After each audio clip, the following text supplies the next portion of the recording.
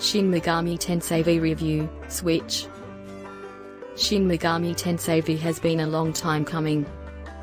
Moreover, Shin Megami Tensei V was one of the first games ever revealed for the Switch, mere months after the console itself was first shown to the public. Fortunately, any such concerns can be cast aside. Shin Megami Tensei V is the best entry in the series yet and stands as an impressive achievement for a beloved franchise. Right from the off, it's made abundantly clear that Shin Megami Tensei V is every bit as heavy as its predecessors. Things start off seemingly normal as you follow your character through a typical day of school, but there's an ominous tone to the announcement at the end of the day that advises students to travel home in pairs. The world has already ended and you are alone, although this changes quickly when you meet an entity named Ogami, who fuses with you and turns you into a being called Nahobino. Invigorated with this newfound power, you thus begin a lengthy journey to both uncover what exactly happened to the world and to fight a whole lot of angels and demons along the way. The story is something that really needs to be experienced to be understood, and we won't rob you of the fun by spoiling anything further here, but suffice to say Shin Megami Tensei V tells quite a compelling tale. This is a story that is still very much marked by the weighty philosophical and moral ruminations that defined past entries, but Atlus has smartly decided to make this a more character-driven narrative than many previous games. The world of Shin Megami Tensei V is just interesting in a way that the previous entries weren't, and it's a credit to the writers that they were able to pull this off without losing that dark edge that the series is known for.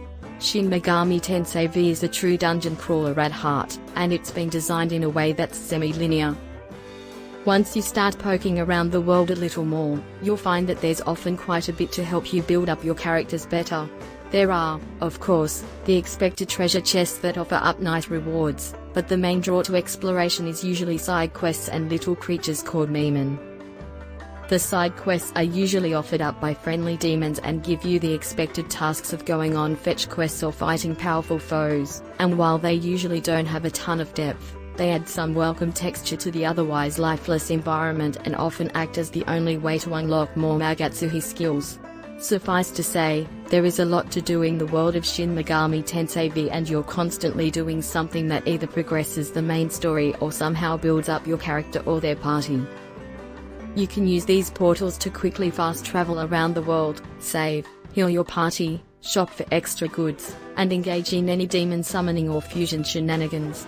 Given that combat, at least on normal difficulty, is as savage and difficult as it was in past entries, these founts act as a nice balancing factor to make the journey feel that much more bearable. You'll still likely wipe more often than you intend to, but it feels like the game earns those deaths now that you are frequently given reasonable access to every tool you could need to succeed. Combat follows the same press-turn rules of previous entries, making for what feels like the best take on straight turn-based combat. You can have an active party of the Nahobino and up to 3 other demons, and each party member is given 1 action per turn. Yet if the enemy gets the jump on you and you're just beginning to explore a new area, it's not uncommon for a few party members to get completely wiped before you even have a chance to do anything. Luckily, there's quite a bit of enemy variety and you usually come across new ones just as you're beginning to get bored of the current crop, but this repetition does crop up if you spend a little too long in any given area.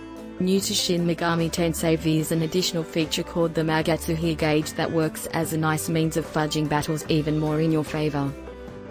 This gauge fills up a little bit by doing specific actions or naturally with each passing turn, and once full it allows you to unleash powerful skills to tip the scales.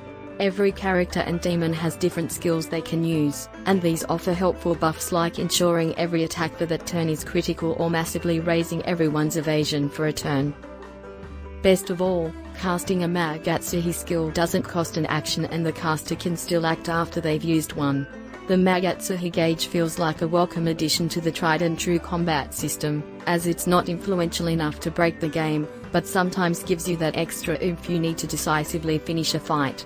Much like in previous games, you build your team by a combination of negotiating with demons to join your team, and fusing allied demons together to form more powerful varieties. Demon negotiation remains just as opaque and frustrating as ever, but here it feels like you generally succeed more often than you fail.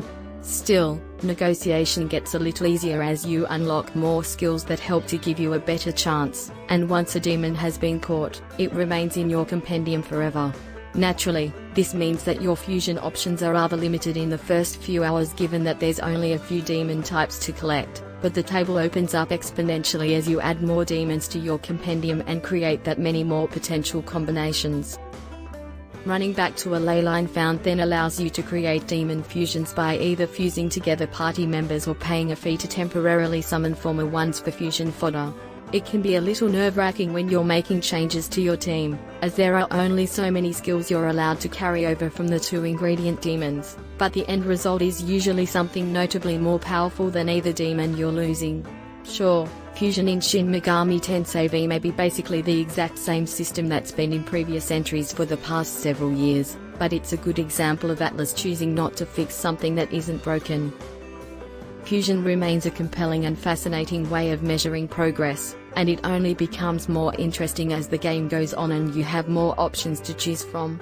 Borrowing somewhat from the last mainline numbered entry, Shin Megami Tensei V uses a new system called Apotheosis for guiding your Nahabino's growth.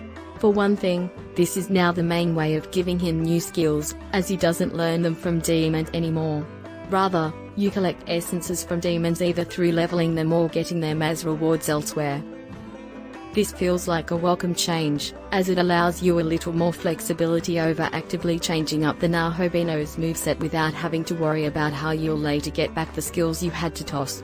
Additionally, you can now use a new currency called Glory that you collect from Miman or other sources on your adventure to give the Nahabino new permanent passive skills. These skills touch on all areas of Shin Megami Tensei V and grant you things like better proficiency with different spell types to lower costs for fusing from the Demon Compendium. In terms of presentation, Shin Megami Tensei V is certainly the best looking entry in the series yet, but it does come with some caveats. Things like dynamic lighting and high-res textures are welcome additions, but they do come at the cost of performance. Whether you're playing on portable or docked, Shin Megami Tensei V always looks slightly blurrier than we'd like, and asset pop-in is a common sight.